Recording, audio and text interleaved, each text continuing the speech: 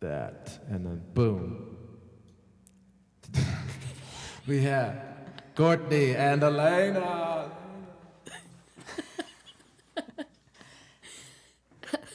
Hello. Hi. That was a beautiful intro. That's all we wanted. Thank you. Yeah, so we got ourselves number 11, Cullahcast is number 11. And we got 2 1s over here. Yeah. I just thought of that right now. And you guys just started a business, right? Called Victress Vibes. Right? Indeed. Right. Sweet. Yeah. And we were just saying that you might have been the first person to see this current space that I'm in right now. It's possible, yeah. Of my friends that I know. So here you are again. Coming full circle. And this you will be the last. No. You're actually never welcome back. Or we'll never leave. Oh. Everything looks good. All right, we can just enjoy the conversation. So tell me a little bit. Sorry, I just kicked you. So tell me a little bit about what's going on, because I was able to see you guys launching pretty recently, like last week or something like that, right? Was it last week? It was Last Tuesday, technically Wednesday. Tuesday, technically Wednesday. Right. Yeah. Isn't that what I just said? Oh, I thought you meant like technically Tuesday, but actually Wednesday. Actually Wednesday, yeah. So we had it well, I'll explain that. a Wednesday in Europe. It depends on how you want to look at it. No, we set out like a bunch of hype to be launched officially on Tuesday, and we got all the campaign set up and everything, and we pushed go live, and then it was like you're pending. Oh wait, on I Fund Woman. Yeah. So Yeah. we're crowdsourcing, and that's what we launched our crowdsourcing campaign through I I Fund saw Women. that. I never heard of that before. It's Well, it looked like a pretty legit site. Yeah, it's basically like Kickstarter, but for women-run businesses. Sure. Yeah. So then we actually went live on Wednesday once they approved us. Gotcha. Yeah. It's like 24-hour approval. We were like, oh, okay. Yeah, that's the thing about going live. Sometimes everything breaks or it doesn't work exactly how you think it would. Yep. But you get there. Hopefully that wasn't too much of a stumble and everyone was still on board and still for the supporting.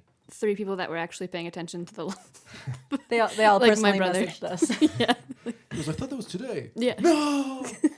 Crisis. Yep.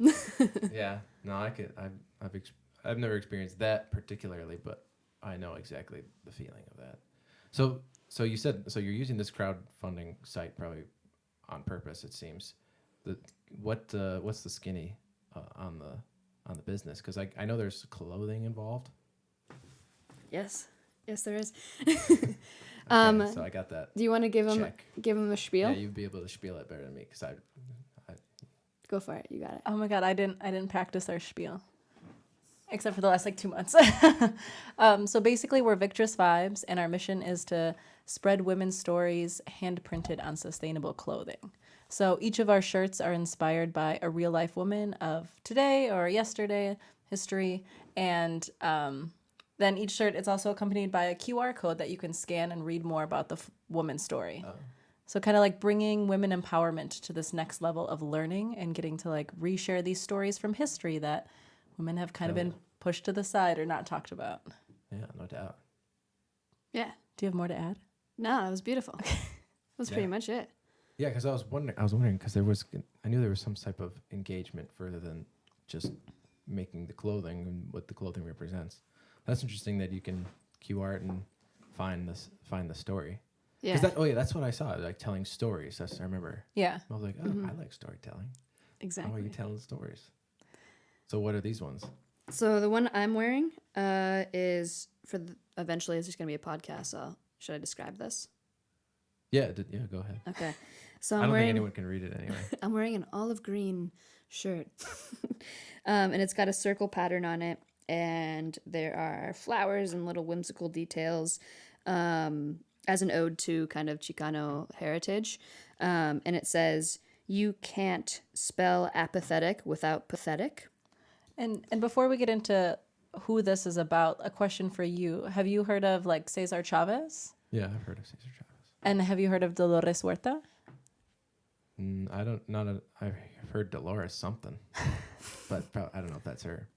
So basically, our shirt is inspired by Dolores Huerta and Cesar Chavez. A lot of people know he started the labor rights union in California for immigrant workers. And United Farm Workers Oh, Union. wait, Yeah. I was thinking of someone else. I was thinking of Hugo Chavez. Oh, Chavez. Chavistas. Common name. Oh, yeah. Mm-hmm. Not the same, but Okay. Cesar Chavez in California. So he's an American. yeah. Okay. Yes. Mexican American. And Has yeah, a street named after him in Milwaukee. Yeah, okay. Yeah. I've definitely seen that. yeah. Mm-hmm. No So doubt. like super big icon in like Latino culture. Sure. Well, his co-founder is Dolores Huerta, and that's what this shirt is about. The co-founder of The United Farm Workers the Union. United Farms Workers Union. Yeah. And so he passed in the early 90s, but she's still alive, 89 years old, and just got arrested like Wow. in end of August for protesting Hell yeah. for wage increases for Fight- public workers in Fight's California. never done. Exactly. So So is that one of her quotes, or is that just inspired by her action, or? yeah, so like she actually gave a TED talk, and she talked a lot about apathy and how apathy is what will kill this country.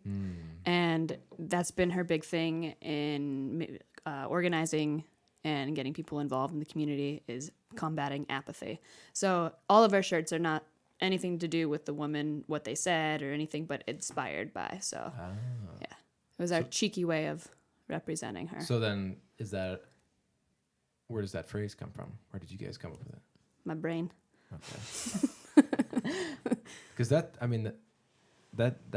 something interesting I've heard before about defining things by their negatives, or something like, well, what does apathetic even mean?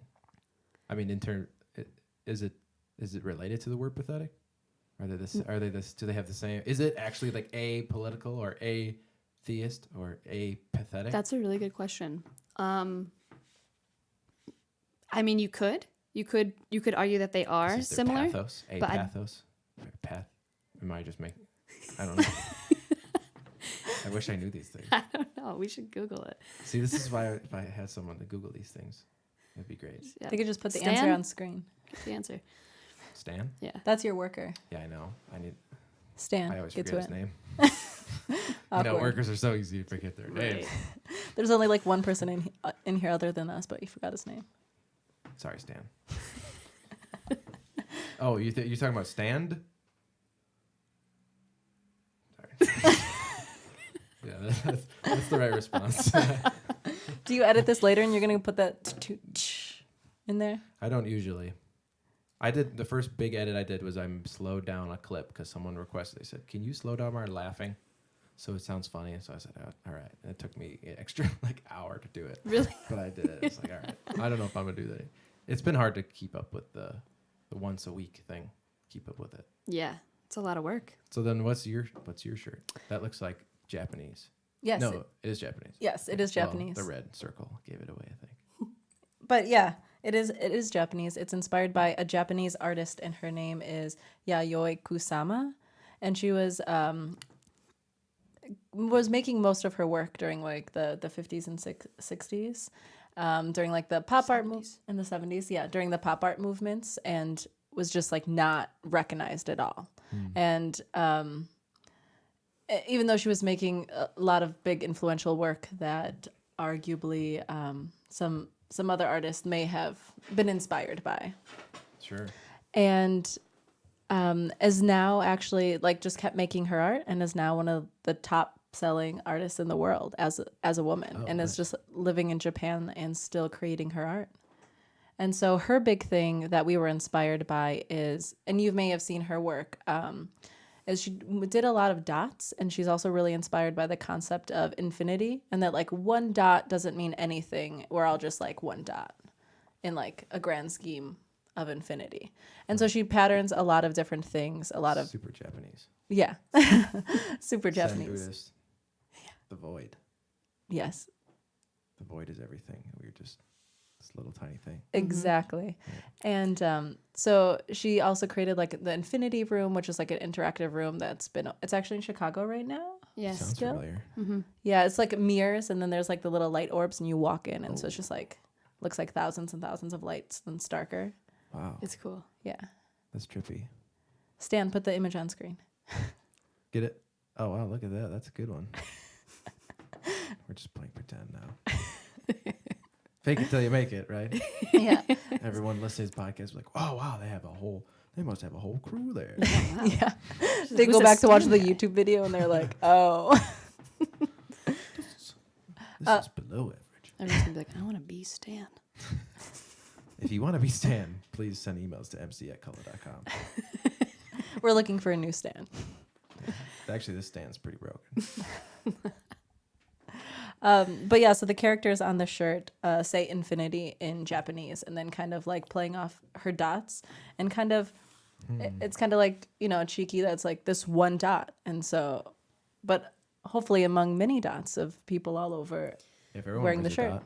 Yeah, we have an idea actually for a sweet photo shoot. Is we get everyone, like, bunch of people, ideally like 100 or more, and they're all wearing this shirt. We can take like a drone shot. Yeah, so it's like the one dot among many. Right. We'll make a real life Kusama piece, just like public art. So that I think it's a pretty interesting and because I'm all for education, anything that gets closer to education that can promote the education, especially things when you're talking about people like I hadn't heard of these people before, and now I'm getting educated and having the nice artwork to go along with it. I think that helps facilitate it for sure, and through storytelling, that seems legit. So, but what made you guys come up with this idea and like be like, yes, we're pursuing this. Like, we have to do this. Because it's pretty to land on an idea and then be like confident enough to be like, or at least like be willing to go through those motions and see what it can become. Like, when was there some break moment that you guys realized that you should do it, or was Should I it go? always there from the beginning? I'll start. Okay. Or So was it aliens? it was all aliens. They dropped it into our brains. They were like, "You must create this. This is the way of the It was future." wild, So man. all, Yeah, it was time traveling aliens actually. oh, of course. But so the seed of this was actually inspired by my art school thesis, which was a clothing line called Mystic Maidens, and it was for all the sassy witchy babes out there. So it was like really sassy phrasing inspired by, like, you know, what was like a first group of feminism, like feminists in the world, these like women who were labeled witches. Sure. And so they were like really like funny sassy shirts that was like a crystal ball with flies flying around it and be like, your future looks shitty. Right. Or like, I think you meant witch.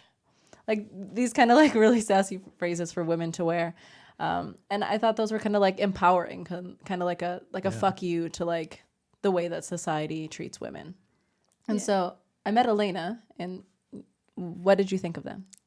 Yeah, no, she just like, I think we were like cleaning out her closet one day, and she was like, "Oh yeah, that's like my thesis project. I don't know." And I looked at it and I was cracking up. I'm like, "These are fucking awesome. What are you doing with these?" And she's like, "I don't know. I don't know what I'm doing." Because I didn't know, like, right out of school. Like, I'm like, I Yeah. don't know how to start. Like, I had people interested in buying them. I'm like, I don't know how to start this. I don't know how to actually print and sell shirts and do something with it. Then life gets the better of you. And then it's like 2 years later and you're like, oh, well, do people even remember what this is? I don't know. But then she handed me a notebook that had like 80 emails of people who were interested in buying a shirt. I'm like, that's enough to start a business. Like, let's do Right. this. So that's where like we started looking into like t-shirt suppliers and things like that. And then while we were in Colombia, we were thinking about the idea more, and we kept seeing like a bunch of more popular clothing stores like Forever 21 or H&M with all of these like feminist messaging on them. Like, for example, feminist AF. Empower Right, up. yeah. Empower up. And we're like, what do these mean? Like, what is this telling anyone except for more talking points, kind of? Yeah. Which is really cool, I must say. Like, I'm all about It's people. moving into the mainstream. Yeah, exactly. It's Yeah. awesome. So that kind of spurred on the idea to take that idea and give it more substance. So kind of marry her idea with being a little bit sassy and fun and creative with designs, but then also making it educational. So people are talking about real women and real examples of feminism. Sure. Yeah. So what did you decide to do with the clothing like supplier? Did you end up going with a local supplier, or are you doing things online, or are you doing it yourself? So a big part of our business is also just as a sustainability, because as much as like we're like we want to start a clothing brand, that's super cool. You see places like Forever 21, or Forever 21. It's just like fast fashion, and the Right. clothes rip right away, and they land in landfills, and then it's like, oh well, we don't want to contribute to that in our world, and so we're not going through a local supplier, but all of our stuff is sustainable. So all of our shirts we're hand printing our shirts ourselves. So we're learning we learned the screen Yeah, I thought I saw a printing picture of that. process. Yeah. But our shirts are All Made, which is a brand that's making shirts sustainably. So it's Yeah, it's actually a bunch of like screen printers yeah. who came together and decided to make a sustainable T-shirt for people who wanted to print on sustainable clothing Nice. and good clothing that for screen printing, for silk screen printing. So yeah, the shirts that we're selling are tri-blend. So they're what are they? 35%, 35% organic cotton, 35% tencel. Like 33.333. Yeah, it's like equal thirds, and then what's 30 the other one? recycled polyester. Yeah, recycled polyester out of plastic bottles. Oh wow, Yeah, 3 different things in one. yeah. What'd you call it? A tri-blend? Tri-blend. Yeah. Tri-blend. Yeah. Do you want That's to feel cool. it? Yeah, let me feel it. Yeah, the shirts themselves, I mean, they're soft and they're nice. Oh, nice. Yeah, this is like, wow. So it feels I was gonna say it feels kind of like a cotton shirt, but then also I'm getting like hints of like a soccer jersey in here. Yeah. I don't know. That's the polyester for sure.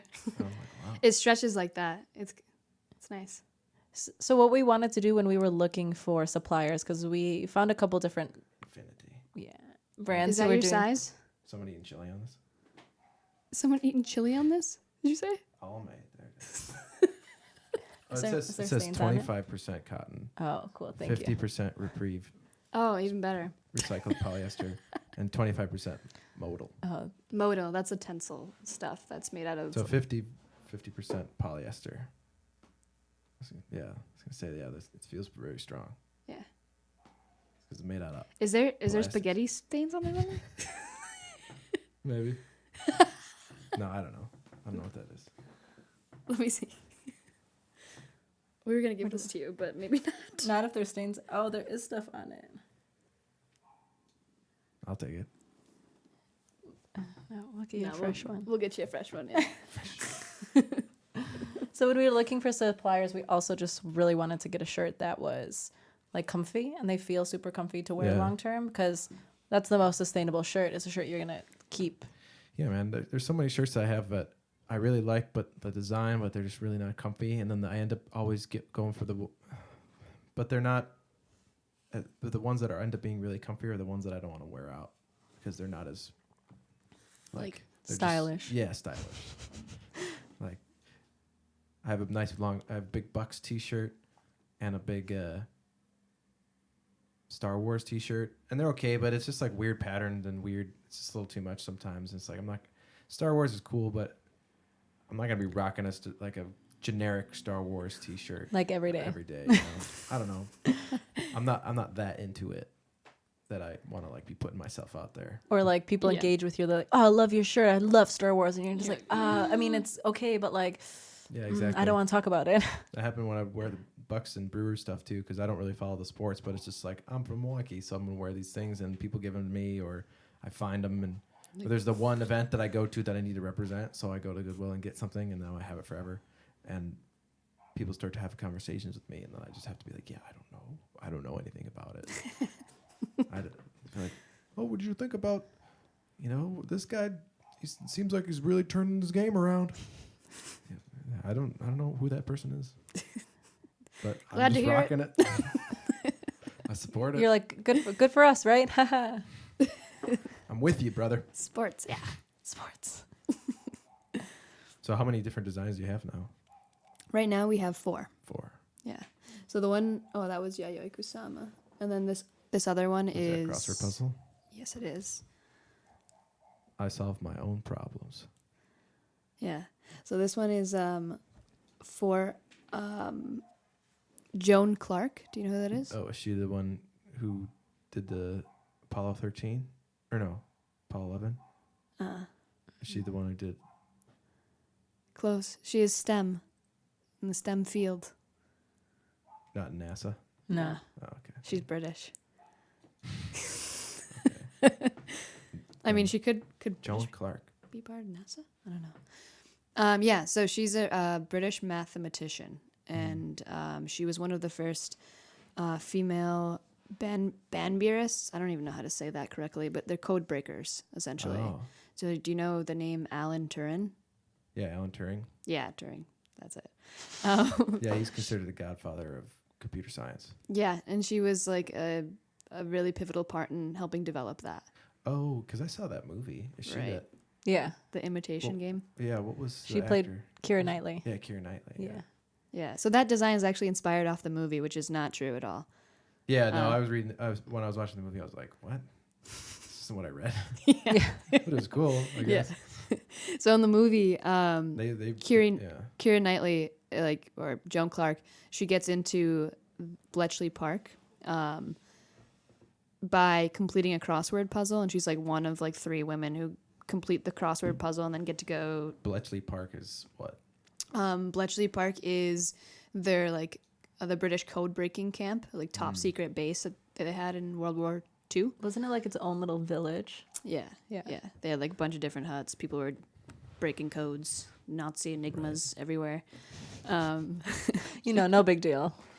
And in the film, so she got in via the crossword puzzle, and we really liked that idea visually. And then we read more about her, and we were like, oh, that's not true at all. She actually got in based on merit for being really intelligent and people knowing that. Oh, wow. Which is cooler, I think. Yeah. So the movie was a crossword puzzle, though? Yeah. So where'd they come up with that? No, so maybe there that was a a thing. There was There a thing. test. Oh, but she wasn't one of them. Yeah, historically Oh, there was really? a test they That put was out there. true? Yeah, to get people. Huh, cool. But she just wasn't picked through that manner. Was that Hollywood? Did they make that movie, The Imitation Game? Or was it British? It was Hollywood. No, I think it was Hollywood. American. Yeah. Feels very Hollywood. Yeah. But Keira, because I don't know, because it was pretty, Alan Turing had a pretty tragic life at the end of it all. Yeah. Because it was illegal to be homosexual in England at the time. And I'm pretty sure they chemically castrated him. Yeah, he did. And then Government. I think he ended up killing himself because of that. And yet he's like, is single-handedly, well, not single-handedly, but he basically made the framework for computer science. Like as far as we know, all his notes on all these things, he predicted AI and all the stuff. He's talking about that way ahead of time, and all these problems with bottlenecks and stuff that we're still solving today. He has these. Everyone's looking at his Stuff. It's crazy to think how further we'd be in like technology if we weren't homophobic or sexist throughout history. I wonder. Sad. Now it's like, I feel like, do you think there's the next few generations, do you think that, because you could imagine that the fight for that type of equity and that type of equality is always going to be there maybe, but do you think it's past the tipping point for a lot of that stuff, at least in terms of people being homophobic or something, like In the world or in America? Because I wonder about kids now. Yeah. And it's not even a thing. Right. It's like they're not even, at least my little sister, and when she's growing up, like even in Catholic school, like they're in Catholic school, but no one. But then again, I grew up and it was just like this thing. It wasn't even. Didn't even exist. It wasn't talked about. Yeah. I think it totally depends where you're living. I think that in some states there's still like it's still not talked about, or it's still like I don't know. taboo. Though. I feel like the younger generation, it doesn't matter where you are. Internet. They're all on Instagram. Yeah, it's like And they're it's cool to be. What is it? But poly or but I guess I was everyone's talking switching their. like gender fluid. I guess I was Yeah. when I was talking to a friend we made in Colombia about my younger sister having my younger non-binary sibling having the same experience in school, where like everybody is pansexual and everybody is like gender fluid, and it's super cool, and they're going to a suburb school like outside of Milwaukee. They're going to Greenfield. And I was talking to somebody about that, Sarah, and From Alabama. she said that it's not like that in Alabama. She said she's not seen that, and maybe she just doesn't have firsthand experience, like a direct connection to that. But Yeah, you probably imagine closer to the city, further away from the city, the parents in the community, those communities probably have been already, Alabama especially is pretty historically notorious for being pretty regressive at their policies, at least as far as I know. So yeah, you're probably right regionally, and I would imagine in China and in parts of South America and especially in the Middle East and all these places. oh yeah, there's for still sure. places it's illegal. Yeah. Yeah. Well, it's crazy because in the United Kingdom, I hear about that being illegal, but when I went over to Ireland, and in Ireland it was illegal to be homosexual and to get a divorce until 1991. Yeah. Well, Catholic. That's insane, dude. well, Very like Catholic. same-sex couples was technically illegal at the Supreme Court level until like 2004 here. Yeah. I mean, most states That's weren't like been prosecuting about 15 anymore at that years. point, but Yeah, it's not that long technically ago. Supreme Court level, and it's actually not out of Alabama. Alabama's the only state that never took it out of like their constitution. Constitution. So constitutionally, aside from the Supreme Court or like federally, it's still illegal in Alabama. Are you Interesting. surprised? No. Yeah, but that's crazy. Well, Wasn't it just legalized in Ireland? Like a couple years ago? Marriage or Yeah. Yeah, the marriage equality happened in 2000 and what was that? 2000? No, it was like 2014 or 15, something like that. They were the first ones to do it as a referendum democratically. Right. So they were the first ones where the people came together and said no, enough is enough. But just recently they overturned the abortion ban. Oh, okay. So that happened. That's- That happened like last year or within the last year, and that was a huge win. I remember when I was there, they were always fighting. It's called Repeal the Eighth, and they were always protesting. Like every few months, there'd be a big protest or something. They got and it ends up working. You know, Sweet. when you do it, when everyone gets their voices heard, right, and everyone gets out there and participates for long enough, then people, eventually the things turn. But Yeah, power Ireland, to people. yeah, Ireland is, they've had pretty big cultural shifts in the last 50 years. Economic shift, cultural shift. Once all the EU happened, and the Celtic Tiger just exploded it. But I don't know. I don't know. I think I feel like there has been a big shift in my life, even from being a kid, because I remember I never had exposure in my grade school to, it's like you say, like people just didn't talk about it. It wasn't a thing. Like people, or if it was just like kind of this hush hush thing, or someone would mention someone was gay. And although I remember my dad and mom would say like, it's okay. When I was a kid, I remember being at the dinner table, like, if anyone here feels like they're gay, like, you should just say it. and that's That'd kind of be fine. progressive at that time. Yeah, and that's progressive. That Like, is- don't, like, it's like no one here will judge you. Be okay. So that is progressive.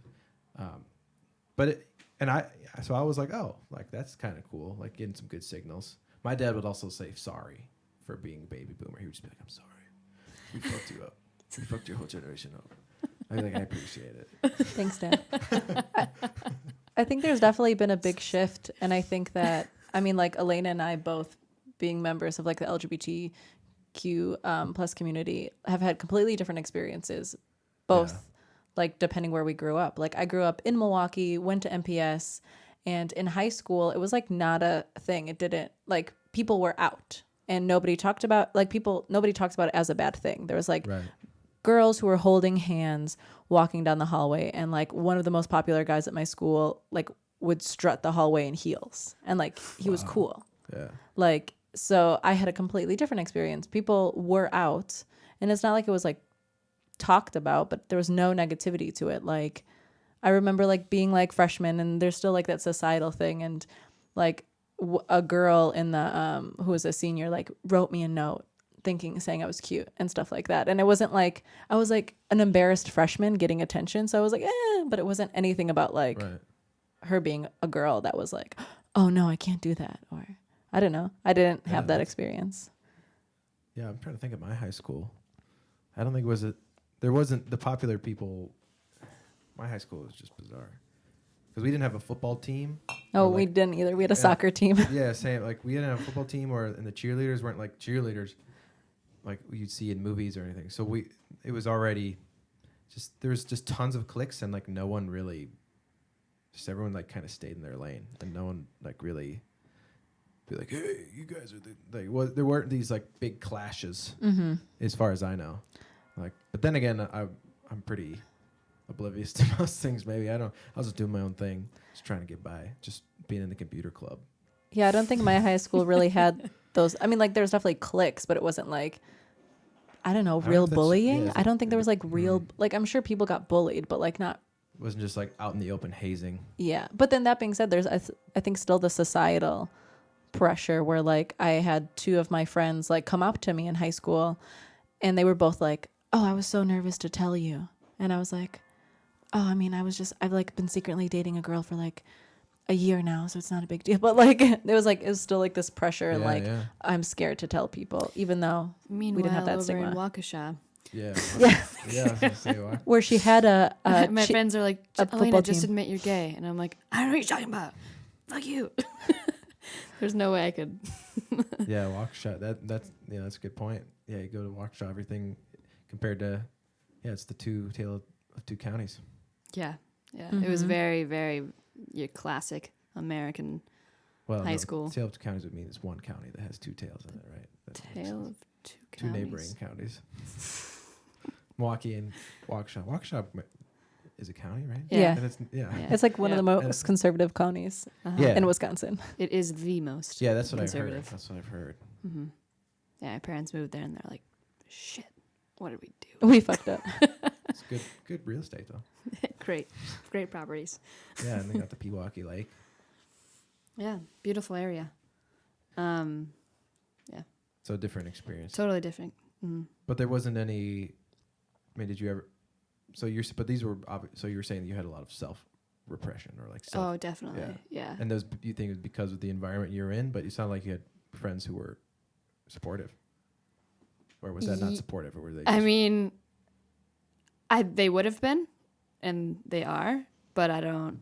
Yeah, it was definitely like me not wanting to like be out in high school. Definitely not. It was also like a question of me understanding what the hell was going on with me, you know. So it was, and because I wasn't exposed to that. It wasn't a topic of a conversation. It's like the exposure. It was hush hush. And high school is pretty crazy already. Yeah. So I was just like not confronting that, and then college came around, and I got to explore all of that. But I went to Oshkosh, so it wasn't the best place to do that either. I don't know. I went to Oshkosh to drop my little sister off for a volleyball camp, and they had non-binary bathrooms in their dorm rooms. Wow, when was that? This summer. Okay, well, let's summer. Rewind. It's 7-8 years. 10 10 years. That's crazy. Oh my god. And you said 2004 was the Supreme, so it's been 15 years. Yeah, I think also then that has changed. Growing up in our generation, like the word like gay was used like so often too, I remember. which in grade is not. school, I would use it all the time. In grade school, I'd be like, "That's fucking gay, dude." Mm-hmm. And it's interesting because I watched this video of this like guy coming out, and he was talking about that. He was like, before I knew what gay was, I knew I did not want to be that. And then like one time, time he was like 13, and then like he like borrowed his friend's pencil next to him, and he was like got all like tingly, and he was like, oh fuck. I'm that thing that, and then like people had been calling him gay, like as insults, but also like, oh, you're so gay, like growing up. And he's like, the one thing I really didn't want to be at. Fuck, I'm actually it. Wow. Yeah, it's got to be crazy. I remember the first, because in grade school, especially like right around 7th or 8th grade, that all of a sudden became a thing. And all of a sudden everyone started using it as a pejorative. for just every day, like that's so stupid type thing. Yeah. Right. And even through high school, and it started to. I remember. I remember I had good teachers at my school that would always tell people not to say retarded, not to say gay, and explain why. And I remember them being and them saying it, and me being like, yeah, that makes sense. And then, but it's hard to change when everyone else is saying around you, and it wasn't like I'm trying to fit in, and it wasn't really like there wasn't some real like the real like I affected someone. I have a lot. Yeah. I understood the retarded thing because I have a lot family and stuff that have mental and cognitive disabilities and stuff. And then one time, I remember someone was helping me with my math homework, and thought this was super awesome dude. Was one of the nicest dudes I ever met, and it's a friend of a friend. And we were at study hall, and he was helping with my homework, and I just remember like, oh man, we have to do this and do this, man, that's so gay. And then my one friend goes to me, hey man, he's actually gay, like just to let you know, like you probably should. And then everything changed after that. I was like, oh shit, once I had that connection with someone, it's like he's teaching me, he's helping me, like I need to show some fucking respect. Yeah. And actually put that, and then to put it into context, and then since then, like that shut it up in my body from doing that. Before it was just because everyone else was saying. I don't even know where it came from. I don't need From some TV shows maybe, or some like. It's just how language becomes popularized. And when we were in Colombia, I was in like a Spanish class, and we were talking about like in Spanish, there's not really like gender neutral terms. Like everything is like gendered. Right. And but they're starting to like make gender neutral terms. Like so instead of like replacing it with an O or A ending, they've been using an E ending, which has been really interesting. And Instead like of niños, is it'd be interesting. niñes. And like in like Kind of cool. Chile, that's like becoming really big. Yeah. But this girl from Germany, she was talking, and she was just like, we were having a whole discussion about it, and she was like, discrimination starts in language. And it was like such a really beautiful and interesting conversation. I just like loved that point that she made. And I think that we see that a lot, like that's what, No like doubt. that's so gay. Like, Yeah. The ripple effect that has on someone's psyche, like the example you were saying. Yeah, no doubt. And how fast things then change, come in and then come out and affect and I'm sure there are still people who still use it now. do you guys Yeah. remember the campaigns that happened that were like literal TV commercials to like stop saying that? Like I just remember like Hillary Duff was in one, and it was like them at like, I don't know, I think it was like a sunglasses store, and somebody like said like, that's so gay, and she was like, actually you can't say that because of these, or like was like explaining the connotations of that. I don't remember that. Yeah, That's cool. those were commercials. I don't know when those happened. Right. I mean, you can say when something is gay, like that. If you're not using that is a particular use of the word, or it's just a pejorative for stupid. Or it's like, oh, that's the gayest thing I've ever seen in my life, or something. If it was actually one of the gayest things you've ever seen in your life, like actually for what the word means, you know what I mean? It'd be Or if, happy. like, holy. I mean, in the original context, Then talk about the language changing all throughout time, right? I don't know. That's what I've heard, or like things being characterized as gay and straight, not in a pejorative sense, but just in a more categorical sense. Like, look at this rainbow couch over here. That's the Right. gayest thing I've ever seen. right, Yeah. something like that, where it's not used as a pejorative or just some blanket term. Just literal. Yeah, it's just more literal. Yeah, it's a more literal use of the word. That's interesting. So I wonder, I'd be interested to hear you guys' take on this, because I was just listening to these 4 archetypes and was talking specifically about masculinity, the 4 archetypes of masculine, as described by Carl Jung, but then also being interpreted and for the femininity and masculinity, and it was the 4 archetypes were warrior, wizard, lover, and king, and then there was also the warrior, lover, wizard, king, queen, whatever that, and talking about the warrior archetype like only rarely being told in myth and stories through the actual warrior itself being a woman. Like there are very rare cases in the past where that was the case, where everyone can think of all the warriors and kings of all times, and there are some, and like with the advent of at least through like popular culture. At least that's what I was just watching this YouTube. It was putting through the lens of popular movie culture in today's day and talking about things like Handmaid's Tale or the Wonder Woman, all stuff where it's warriors are of all like we can have these archetypes for everyone. And there was just kind of talking about how the effect of one specific gender not being allowed to have these certain archetypes in like collectively in history, in the collective psychology, and how these things affect. Like, 'cause it just reminded me when you said language, what everything starts at language, and language tells myth, and then and myth is what changes culture. So like if you have these myths and these psychological archetypes that are restricting people from accessing, these certain inherent archetypes, psychological archetypes that we can have, then I would imagine what the effects it could have on culture. It's a beautiful explanation of our mission, like why we're doing what we're doing, why we want to help change that. Go ahead. Do you have a comment? No, it's really interesting. But just to rewind really quick, you're saying like all those archetypes, and then instead of king, it would be queen, right? So like warrior. Yeah, I think but that like women aren't lover. ever really represented in Right. myths as the warrior. that even archetype. Right, Carl but we Jung could- would just like be like king, or in like All the same, And and so then I'm kind of I didn't read his original Jung's thing. This was like another book written about it that someone was talking about on YouTube that I was watching. So they didn't get deep into whether or not. I think he had other archetypes for women too, or for femininity. But this was specifically talking about masculinity, and then there was some other video I saw where he was talking about authors who have extrapolated that and saying, "Oh no, this actually applies to everyone." Like Jung had it right in the sense of applying it to masculinity, but these things can also be applied to femininity, and each of them all have so they have the warrior, but then they have the shadow warrior, and then so they become the evil, and they all represent certain things in culture and our behavior together. But when you're not told stories about how women can be badasses, if you're not told about stories about what they're capable of, or what even You assume they're not. yeah. And I remember talking just to one of my ex-girlfriend's brother. He was talking about all this philosophers and all these people who come, and he was just like talking like, oh no, only men can be these philosophers and stuff. And then in ancient mystics and enlightened beings or whatever, that only. Right. And I was like, well, I'm pretty sure Mary ascended, first of all.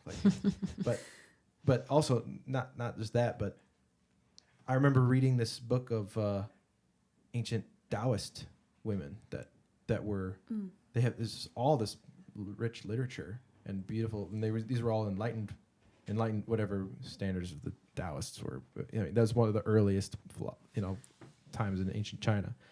But it's like how much things throughout history have been we don't even know. Like there's all these stories of people had to write using pen names, or people had to write in their brother's name, or people had to write. There was all these. Or all like these, husbands, even like in the Taking credit. 50s, took credits yeah, for even their the like 50s, wives' yeah. paintings and stuff. Like that was I think that's like a 'Cause no one's gonna buy Netflix it, movie that or- was made about Right. a And woman. some of it was for protection and safety, because they'd be a witch if they're creating things, right? No, that's I was hearing about that, about the whole Salem witch trials. Oh man, That there was actually this. Go ahead, Alaina, get into your. I'm listening to a podcast right now. It's Okay. awesome. It's called Unobstructed. Maybe that's what someone was telling me about that. It's awesome. It's like really good. It goes into depth with the historical and political circumstance of the trials, and it's insane. That's all I wanted to say. So I want to hear what you're saying. What I understood, what I was getting from someone was saying that the Salem witch trials were, because everyone's read maybe the Crucible, or they, that's probably the limits of my understanding of the Salem witch trials to a degree. Like, there's just these crazy puritanic people who were obsessed with this ideology and religion, and had these, had this, for one reason or another, they were targeting these women, because they were might have been a threat to something. It doesn't seem very clear. I mean, it was the work of fiction. From my understanding, what this person was saying to me was that there is this whole thread of not just the fact that they were women, but they were women who were practicing a certain type of like they were holding on to information, and they were using information that was threatening the religion and threatening the men in power, and that so that they were actually round up as women on purpose. It wasn't just these random people, like anyone who's a woman. It's just that there was a concerted effort to overthrow, and there's a whole power struggle. Interesting. And that it wasn't just as surface level as crazy religious people. What can you do? They're crazy. Yeah. Sometimes it was like, no, there's some more to this story. Right. There are these layers of the the patriarchal structure, when this religious structure, and all this struggle of power and struggle of the repression of knowledge and all this different stuff that it was this whole crazy can of worms to me. It was like, oh, this seems like, of course, like something like that. I remember in history, there's everything in history you hear about, and then when it's not the whole story, there's always so much. Because who is history written by? Right, exactly. Always the winners, which are typically That's really like men. interesting you mentioned that, because today in the podcast I was like, basically with I don't know if that's true. I hope it's true. I don't know. It sounds like it could be. I hope it's true for my own sake. I was listening, and they're explaining basically it comes down to these like 3 little girls that were ill, or they were claiming that they were ill, and they started accusing people that were afflicting them, and they were accusing one. It was a impoverished, like homeless woman with a child, who they accused first. Then another woman who had been sick for a year and who had recently remarried. I think that's what it was. And so she wasn't attending church. Like, this is the way the podcast is explaining it. Basically, the women that were first How convicted. old were these kids? The kids, they were between 9 and 16. The 3 that were ill. Yeah. So my thinking is like, man, I think these little girls were like playing a joke, and I just went far, and they went with Slender it. Man. Yeah. But I thought, weren't you saying there's also these, like other religious powers that were like playing a role in it? Do you think definitely. that could have piggybacked off So then that? there's like these different family feuds happening too, where like one of the first women was like related to the opposite family of the little girl that's afflicted, so she may have heard in the home that this person's no good, Yeah, that was my first reaction. It's like these kids, well, when you're 14, 16, you can get a little maniacal, I'm sure. But below, if you're that young, I feel like you're only going to be regurgitating things. You're not going to be like maniacally knowing the society and knowing well, maybe, I don't know. There could be some particularly maniacal people, but that's what I would imagine, is that they were, oh, my daughter told me that this is, like, I had some aunts and uncles that would do that stuff. Like, my son and daughter said this is going to be this. And it's like, no, they didn't. Like, or maybe you planted it in their head and then they said it. And then you were like, oh, see? Yeah, like, I knew it. Yeah, that's what it's kind of seeming like, honestly. Family struggle. Yeah, because it was like, the story that I heard, it was like borderline. There was like these druid or like the medicines and things that were threatening to the puritanical faith, and that like women were trying to they were trying to actually use their feminine energy and their inherent motherliness to be able to, and these traditions of maybe the natives had or something that they were trying to use to help their communities and stuff, and it was just very threatening. I don't know. That's what I wonder if it started like that. Like, it started like these little girls like doing this thing, and then was quickly picked up by the church and being like, yes, we can use this to our advantage, and be like, they are witches. Look what they're doing to these kids. Because those kind of narratives are spun all the time by people in power. That's a scapegoat. Because if you listen to the men are not even allowing the women to have a shred of a chance of being innocent. Like, they're leading them into guilt through all their questioning and everything, because they still have court records of it all. Yeah. And they're not even, it's not a legitimate even court at all. They're just like, so how has the devil afflicted you? It's just like, it has not. you know. How has the devil afflicted you? Yeah. Well, That would be my day immediate started death. kind of shitty today. I don't know. Well, I'm here. I knew it. She's admitting guilt. Yep. Yeah. But you're saying the devil brought you here today. Great idea, guys. We're just going to tie some rocks to your feet and throw you in the water. And good news, if you drown, you're human. You're innocent. Isn't that, everyone, good idea? Okay, cool. Seems legit. Well, maybe there's your next shirt. Someone from the Salem witch trials. Possibly. Possibly. Or just bring back Mystic Maidens, an ode to all of them. That's kind of what we want to do anyways. Yeah. Are you just gonna you planning to move from t-shirts eventually, or are you just gonna see how the shirts do and then move to, or is that jacket? Yeah. Funny you asked that. So It's not. Yeah, no, but it could That's be, not a Victress jacket. and it should be, honestly. Just put a patch on it. Exactly. That's what we're gonna do. So another part of our business Fashion. is it's really big right now. Patches on everything. Okay. Patches and pins. Exactly. I need more patches. We I don't we have can any supply patches. Cool, we have some coming out soon. Yeah. Yeah. Can I Yeah. put Velcro on them? Yeah. If you want Velcro 'em, sure. You can do whatever you want with your patch. Once it's your patches. It's your patch. My little patch. My little patch. Why it's my patch now? But so Can I yeah, pet the patch. we want to provide that feeling for everyone. Yeah. That's good. So we're gonna It's a good be feeling. we're doing t-shirts, and then we're also doing a what do you call it? What are we calling it? Upcycled. An upcycled division. Victress Vintage. Yeah, Victress Oh, Vintage, where Sure. we're basically going thrifting and finding nice items to upcycle with designs. We'll print on them. We'll put pins on them. We'll put patches, sew them, all that jazz. But then we also really want to get into doing onesies. Nice. What? All ages. Did you just make that up? I have a niece coming, so Oh, yeah. I really want to make onesies. Special announcement, guys. We're doing onesies and one onesie. Just one. At least one. Just one.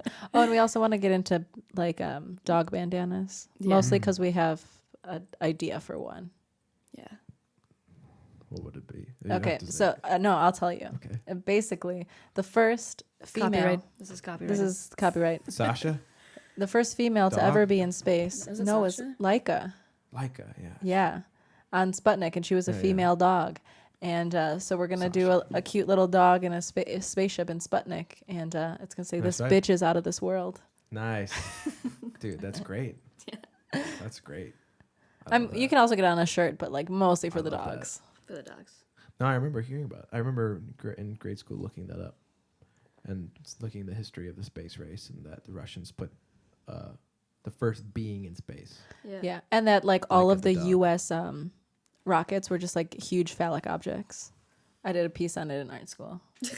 Like Yeah. the space race. I did the space race. I mean, and specifically the U.S.'s were like yeah, I wonder. Because all phallic. You can build it bigger. I wonder. Yeah, how Russia's else to like do it. Sputnik was this like cute little thing, and then like Well, Sputnik, that was the payload, but a rocket got it up there. yeah, but like Yeah. even just like the rockets that ended up in space, Sure. like They all look like penis tips. yeah, I mean, it's all very phallic. yeah. I mean, isn't there a theory that just everything is just a bunch of penises and vaginas, just everywhere you look, just everything, like Look at that guitar. yeah, it's just a bunch of it's a It's a vagina There's- and a penis. yeah. Yeah, that's probably why men and Or- women can Or like like Play boobs are equal. in everything too. It's like boobs. yeah, like the coupe glass. That's my favorite glass, and it's like supposedly modeled after like a Hmm. boob. Or the geodesic dome. Yeah. Like the domes, like the Mitchell domes. Well, I was just told recently that those are not geodesic, but they are domes. Geodesic. Geodesic means like made of triangles or like made of these. Oh. Geodesic, Geodesic. Yeah. Am I stepping on you? Yeah. Oh. Thanks. Oh boy. Thanks. Step Gotcha. off. Getting tangled up. Man, this tea is really good, I must say. Oh, Yeah. That Rishi tea is absolutely delicious. Oh, the Rishi tea? Yeah. Yeah, which The- kind is this? The Rishi tea. Can you tell us about the Rishi tea you have? It's turmeric ginger Rishi tea. Cool. It's got Rishi turmeric and Rishi ginger Cool. and Rishi lemongrass and Rishi, a little bit of Rishi licorice. Awesome. You can kind of taste some Rishi love in there too, I think. Yeah, I hear they're pretty good at sponsoring podcasts, but you have to say their name like 20 times. It's weird. This is not sponsored, by the way, but if you guys know the connections. Yeah, Stan needs to work on that harder. Stan, Stan, who's Send it. talking on the chat? send an email now. People are talking. It says Matt. Matt. Hey, Matt. I think it's a picture of emoji of a beer. Unobscured is the podcast. Yeah, Yeah. Elena said it earlier. Unobscured. Oh, okay. What did I Unobscured. say? Did I say not that? No, I think you said that. Okay. Did she say that, Matt? Can you rewind? He might even be gone by this point. Who knows? Nah, But he's he- still there. He said, I thought for a moment he was talking about this podcast being unobscured. I was like, what? It's unobscured? Are we being obscured? Was it not unobscured? Did I say unobstructed? Oh, you may have. Yeah. Yes. Unobscured. Oh, look, he's still there. He typed again. She said unobstructed. Oh, thanks, Oh, Matt. yep, yep. Thanks you for the guys are on correction. same wavelength. Oh, must be related. I've been reading this thing about morphogenetic resonance, and apparently it's this idea that came around not too long ago, like over 100 years ago in England. And there's this guy, Dr. Rupert Sheldrake, who has kind of continued this research, and it's essentially the idea that like how does a seed know how to, like when it forms a cell, how does it know how to divide in what way and everything? And we know that there's a certain amount of code in genetics that's in the seed that allows it to propagate. And apparently there's different types of, like a seed will grow up in one way, but then there's also the other types of propagation of, I can't remember what it's called, but it's like a mushroom or like an aspen tree or something where it's like all these independent things that are working together. But the morphogenetic resonance is this idea that kind of a collective unconscious that, We were just talking about this. That was my yesterday. conspiracy theory. a collective unconscious through genetic expression, so that Interesting.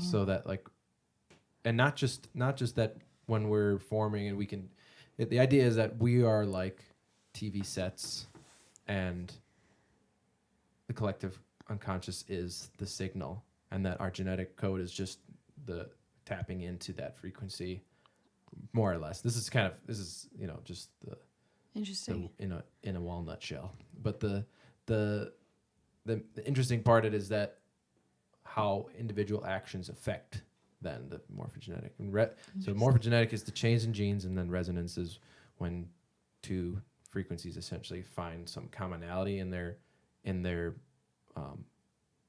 frequencies, or more or less. Like if the period has some overlap, there's a resonance. Like if you have a resonance between two, like feedback is a type of resonance even. Like Yeah. there's when they collide, they can combine, and there's just some sort of resonant field that happens.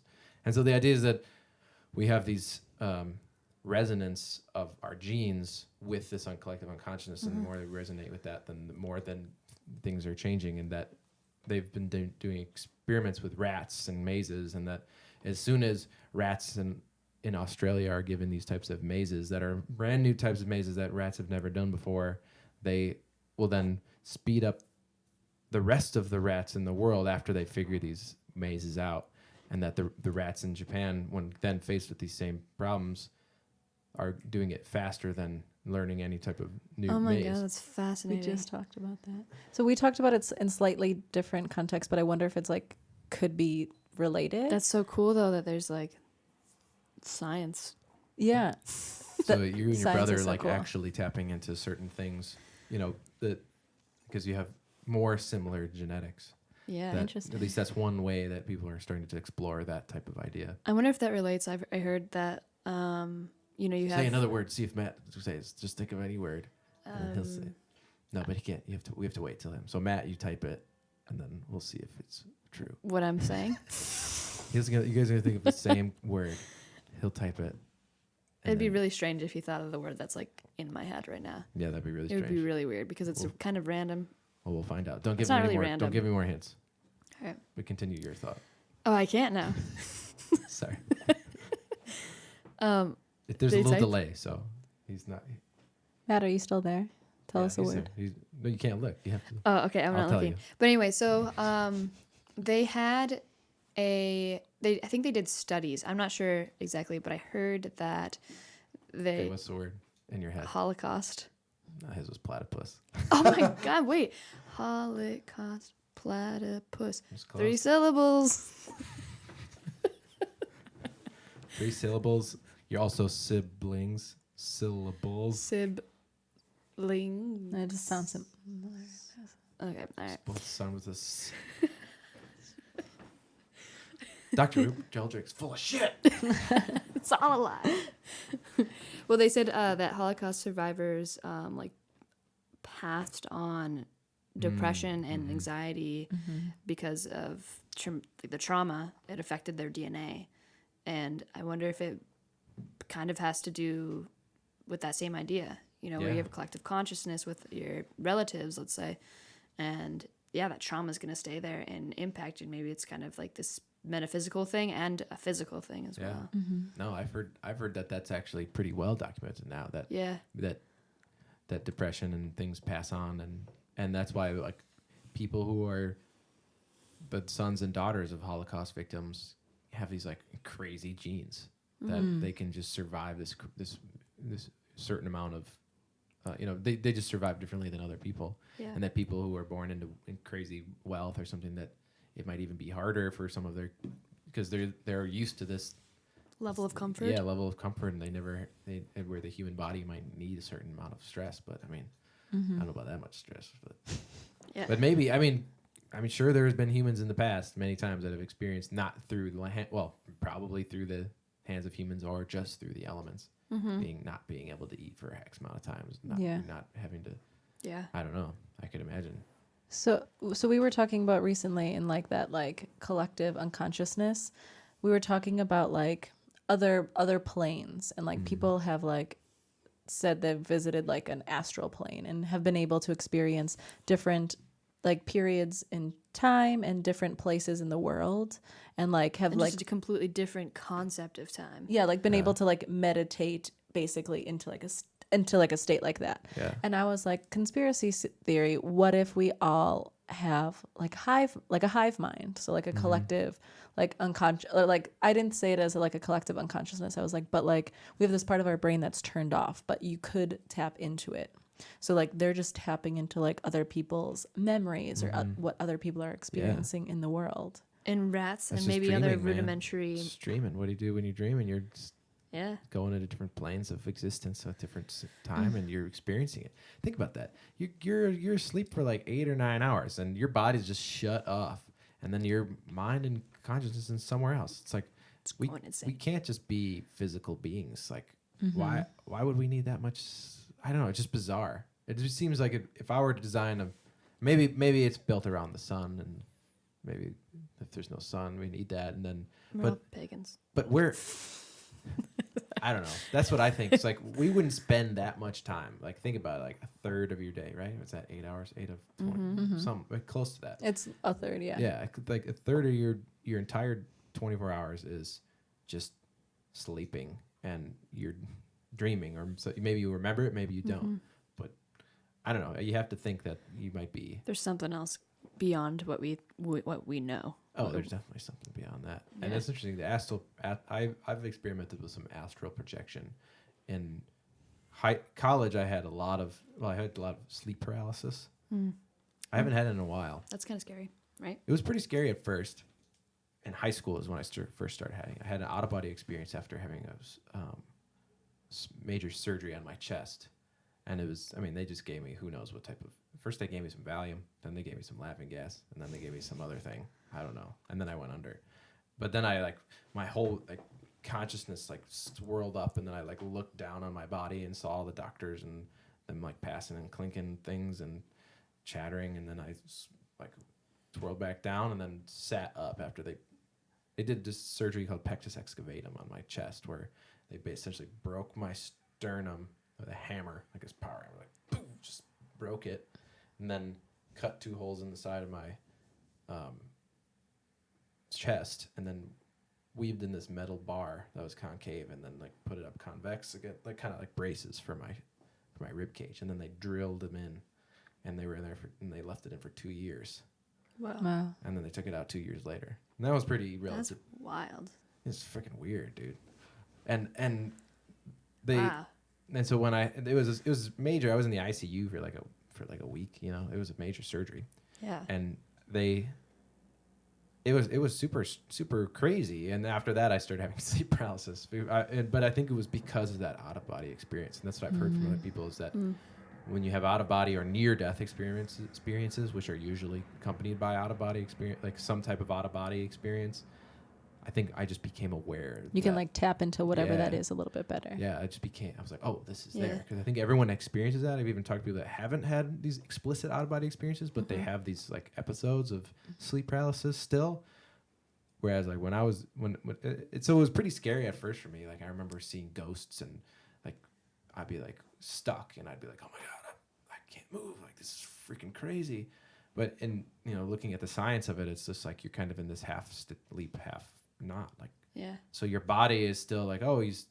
But are you in the place that you fell asleep in? Yeah. Yeah. So and sometimes you can even open your eyes a little bit and you can see around. But when you're closed, you like envision the room. So it's like you see the room, but you're seeing your like memory of the room. Oh, Interesting. So Okay. at least that's how I interpret it, because I would always try and like, because I could eventually then start to use this sleep paralysis to start doing this astral projection, or like go dive into a dream. Oh, I I would feel be like able- I do this all the time. Like That's what sleep paralysis You just wake up is. and you can't move. That's what sleep paralysis is. But like then if you're diving into a dream, that's maybe more like Then you lucid become dreaming. You can, Oh, you can I induce lucid dream a you can lot. induce a lucid dream. So I would have these episodes where I would be in my bed and I'd wake up in a sleep paralysis, and I'd like see and hear and feel everything vibrating, and I could hear like my windows rattling and my doors like shutting and opening and closing, and just like, and I'd hear Oh, that's all wild. this whispering and stuff, and then I'd dive into a dream, then I would see this like light here, and I would feel this like the vibrations and the noise, this like crazy sounds of vibration or something in my head. It wasn't just like hearing through my ears, it was like in me and everywhere. It was crazy, but I was able to just like kind of tap into that and go into these dreams and do astral projection. But what astral projection just ended up being was me reliving a lot of that out of body experience. I ended up doing that where I was like tied to my, like I could get my feet to like, I would have this sensation of floating on my arms and legs, but that I could never get like my whole body up. Only a couple of times I did, but then I would just do the same thing where I just like float around the room in this spiral, like similar to how I originally did when I had that out of body experience. But a few times I would try and I would like float, be like, no, I'm gonna fly out of the room. And I remember one time I was taking a nap in the middle of the day, and I woke up and had sleep paralysis, and I was like, oh shit, I can like fly right now. So I'm like flying through my room, seeing my roommates like running up the stairs and running down the stairs and people moving around. And then I went back into my body, it was what I thought, and then woke up and then ran to sleep, and no one was there. So it was like either you could say this was maybe a different dimension that I was dreaming or whatever, like if that was real, it was real in that sense, but it wasn't in the plane of existence that I was in. Interesting. But I used to read a bunch of stuff, and that's probably why I was dreaming all that stuff, because I was reading all about it, and I was just like, and documenting things, and it just went crazy.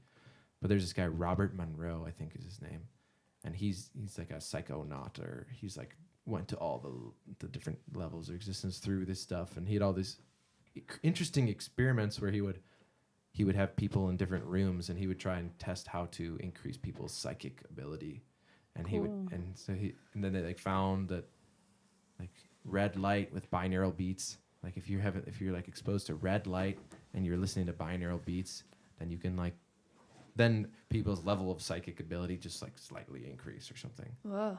And Interesting. the psychic ability just means, the way they were testing it was just if you're in two separate rooms, how close can you get to like we were just trying to test with your brother. Like, Yeah. Like To like read. say a word. Telekinesis. Say a word, say a thing. Well, telekinesis is the movement of it with your Oh, what's the speaking? What's the telepathy Telepathy. Yeah. or telepathy. Telepathy. telepathy? Telepathetic. Tilapia. Can't say telepathetic without telepathetic. No, they were just thinking. I think that's how they tested the psychic. It was like these. They had people think of concept or a word and see how close the other people do, and they come up with other words, and then they can qualify them and see how closely related the words are in meaning. Did it work? Like I said, it just slightly raised it. So it Oh, wasn't. right. It wasn't like a, holy crap, psychic. They're psychic. It was just kind of like, well, that's most of science. It's just, is this just a little bit of it? Is there an actual difference, or is this just placebo? Yeah. Because placebo has been proven to be incredibly effective. Because our mind is so powerful. That's Right. kind of like how this whole conversation like started when we were talking about like this hive mind or like those kind of things. Like our mind is way more powerful than we yeah. think at all. It's like, or like I was talking about pain, and like if you're in pain, you're like your body's not actually in pain. It's just your mind as a sensor being like, hey, something's wrong. I was talking to Michelle. They're talking about their dreams and stuff. Oh, cool. Glad you guys are engaging in the comments. Sweet. Make sure you give this video a big thumbs up and subscribe Yeah, and share with your friends. Yeah, so we'll just ignore anything else that does. I think it'll be fine. This is going in and out. Oh my god. Oh yeah, no, those ones do that sometimes. Okay. They're just kind of broken. Everything's falling apart. I had a good question I was going to ask you guys. We have a question for you if you can't think of it. Sure. Okay, so it's kind of unrelated to what we have been talking about, but right now we're crowdfunding, and we know you've done that before. So we want to talk to you a little bit about any like tips or tricks or what Well, you've experienced. make- How did you do it? make 13 albums Okay. and then start crowdsourcing. Okay.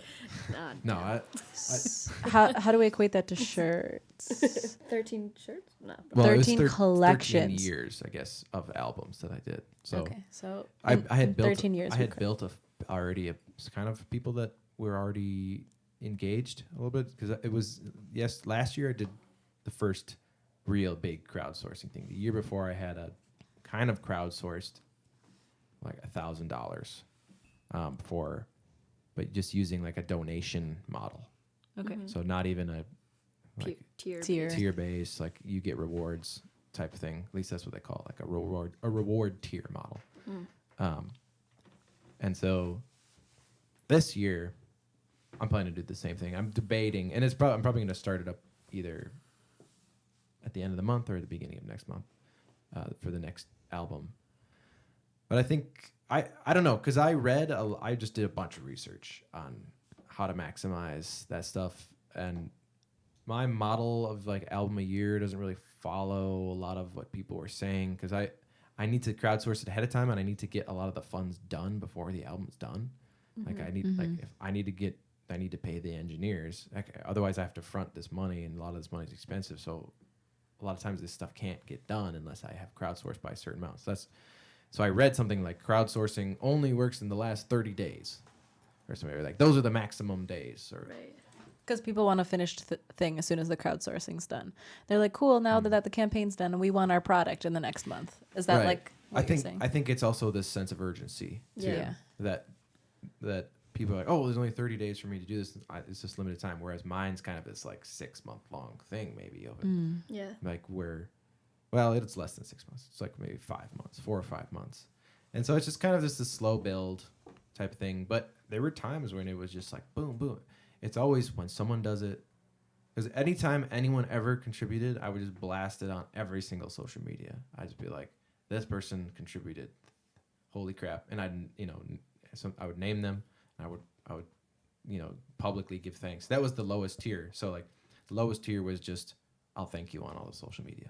And so then anyone giving more that or more, I would always thank them on every bit of social media I could. So I did that to try to just like engage more, but also use it as fuel for just not virality, but just to let people Remind people that I'm doing it. And what ended up being was there was a lot of days where it would just catch, where it would be like because I posted one person decided to contribute, or that I would post that, and then people would see that, and then they would do it, and then it's this like chain reaction type thing where then everyone starts seeing this behavior of everyone contributing. They go, oh, fine, like maybe they I want to do that. They'd be like, yeah, okay, I've been thinking about it. Ah, fuck it. I'll do it. Like, and because everyone's doing it, it's this kind of like a. So I don't know.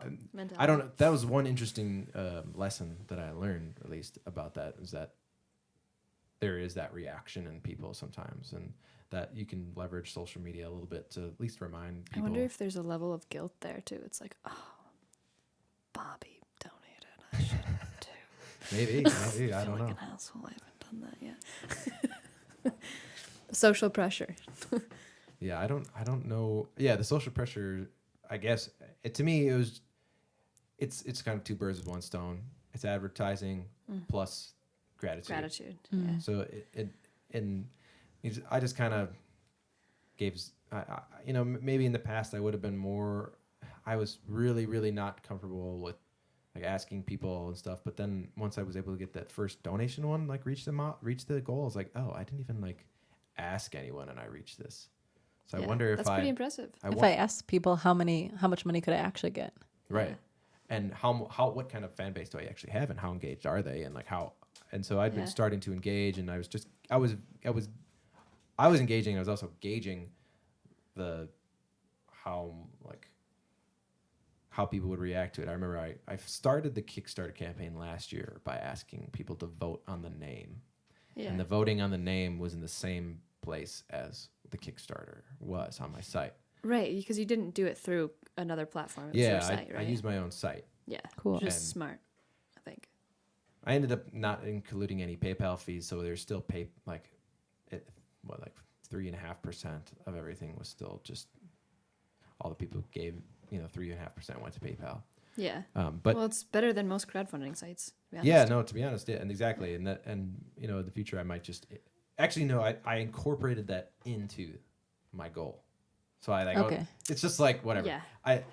So if you needed 6,000, you're like, oh, I actually need 6,300. And you need the. I calculated fees. As long as you're aware of it, and you're not going to be too upset when the time comes when you're not getting that.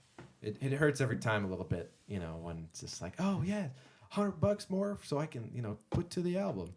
It's like, oh well, it's actually 93.7 or whatever, 96, whatever it is. Yeah. The crowdsourcing, I'm definitely going to do it again this year, and I'm going to try a bigger goal.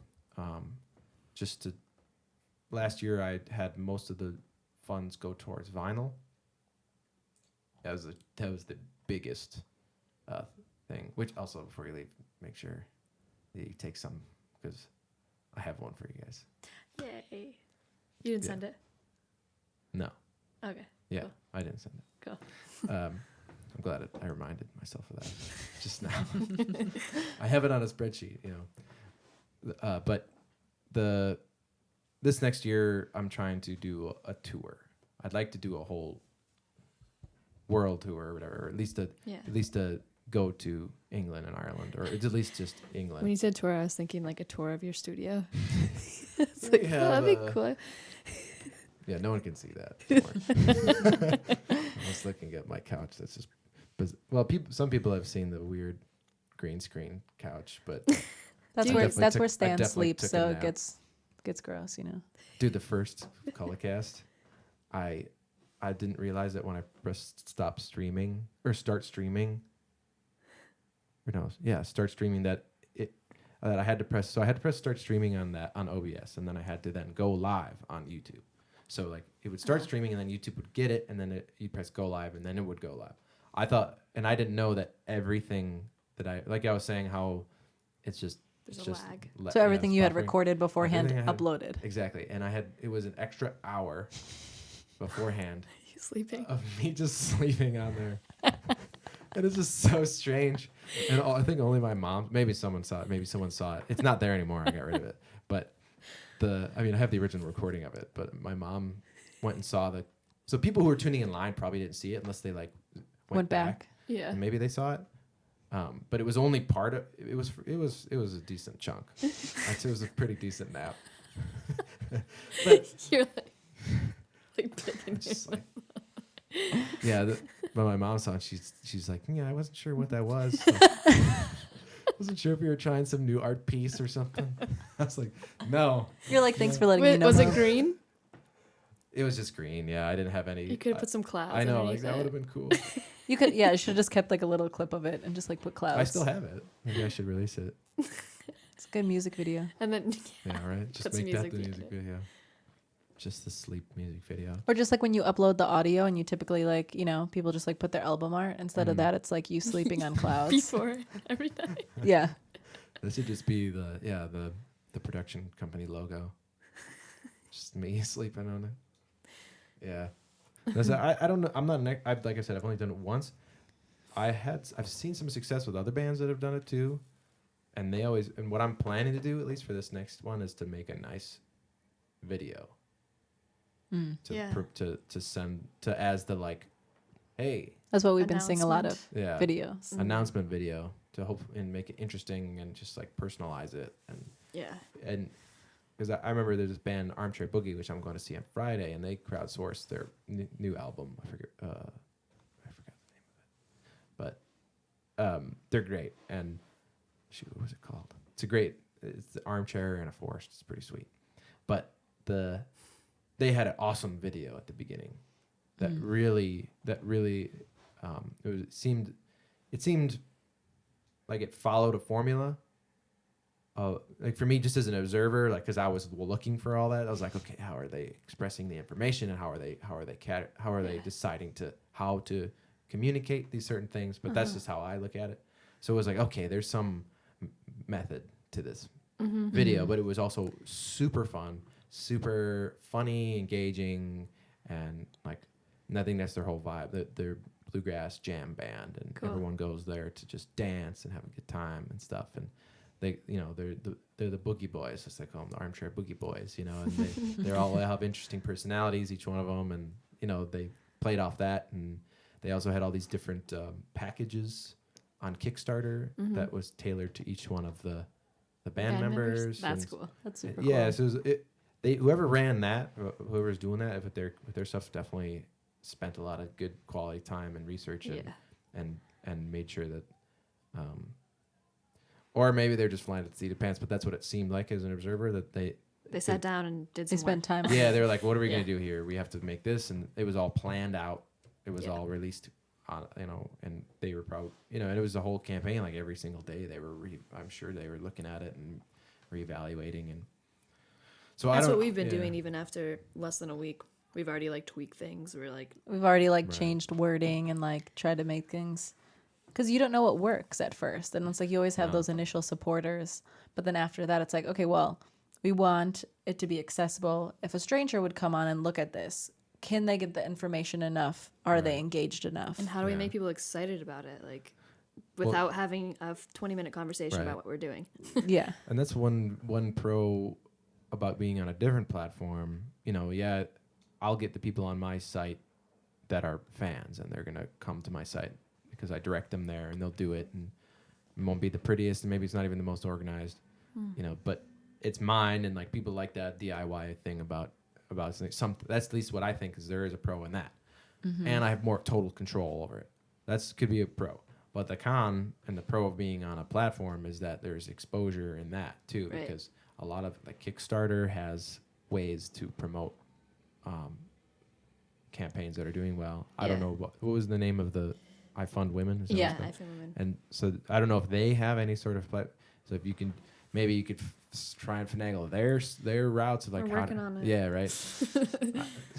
That seems to be a really good way to, at least, because you see all those things as soon as like the statistics are pretty clear on like if you can reach closer to the front page of Kickstarter, you're gonna reach your goal no matter what.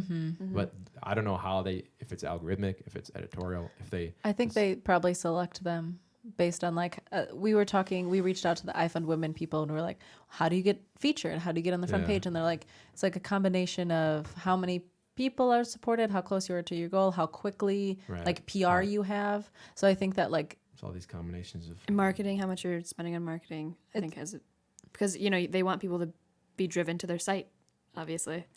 they're not So going I to think promote that's part of something it. that like right.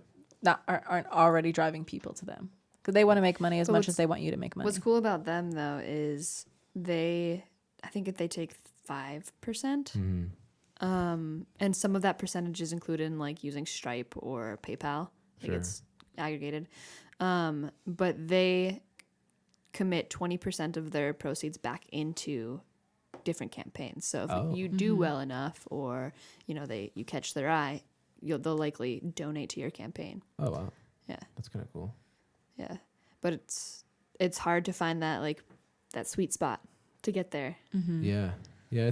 It's a whole industry that I think it's good, and it's, to me, I have like it seems like it's a good indicator and a bad indicator of certain things. And what I mean by that is it's a good indicator that people are realizing and able and starting to actually contribute directly to people that they believe in and ideas and stuff that they believe in, that they have access to like, instead of trying to get a small business loan and trying to go, or find all these different sponsors, or maybe you have to tweak your message to try and get, a grant or investors or whatever.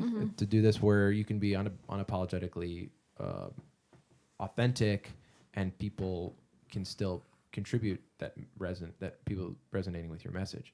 So I think that's really good, and I think it's changing the culture in a way where people are starting to realize that they should just directly support their people. And I mean, in music, it's awesome, and I don't see, for me, like, everyone knows that the music industry is so corrupt and from rotten to the core, and it's all so outdated. I would imagine fashion, from the outside perspective, it seems like, you're saying there's probably it's the same type of deal, but I think the fringe in fashion maybe sometimes embraced more often than the fringe in music. Maybe because I don't know if trends move faster in fashion or music, or if I don't know. I don't know how well I can compare the two like that.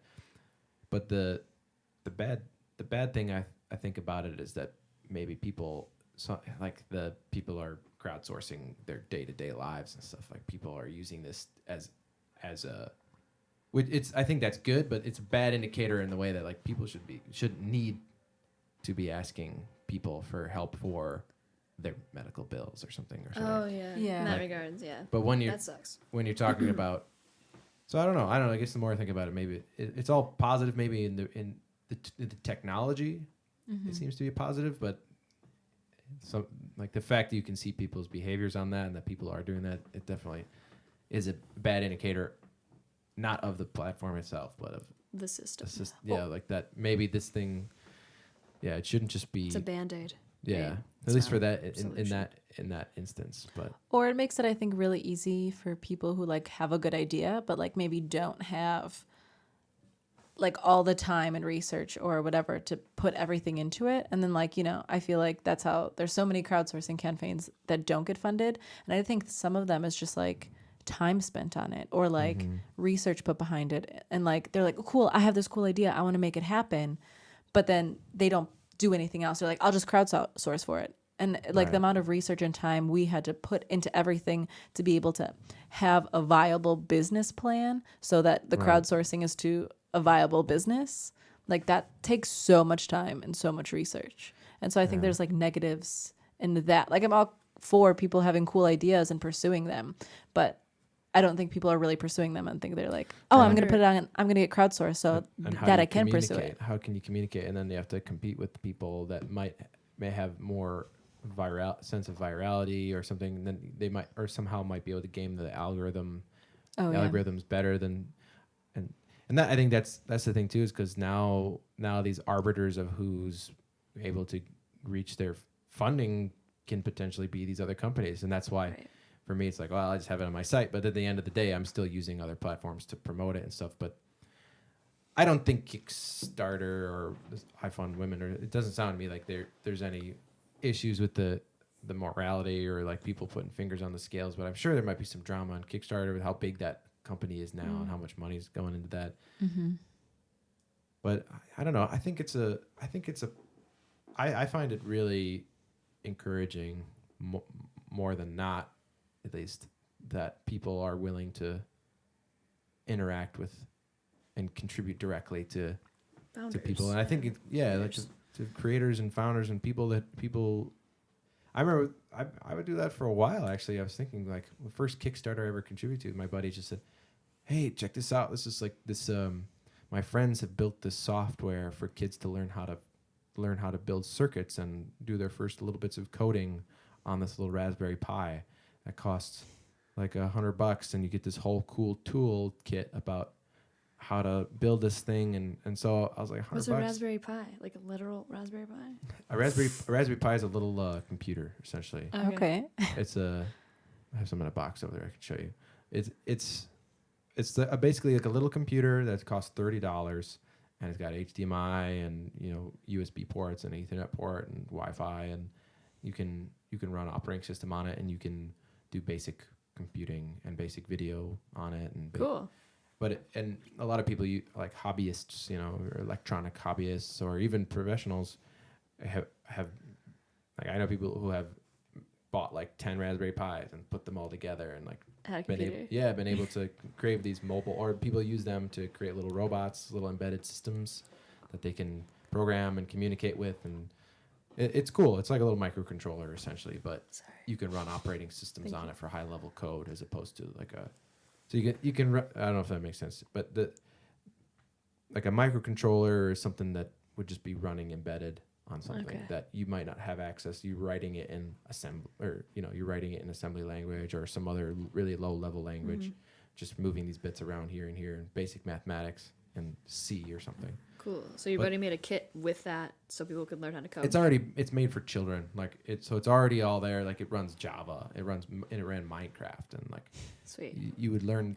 They made their custom Minecraft, but it was only like 10 levels, and then they reached the levels, and then after that it was just kind of like over. And then, but my little sister really liked it, and it was it was an opportunity to be exposed to something different. And $100, like people might spend $100 on a Christmas gift to someone. Like, might as well contribute it to a company who's actually trying to empower the youth and try to educate people, and try to if they can get this and show that this product is viable, then maybe this company can grow and succeed. Like, to me, it was like a win-win.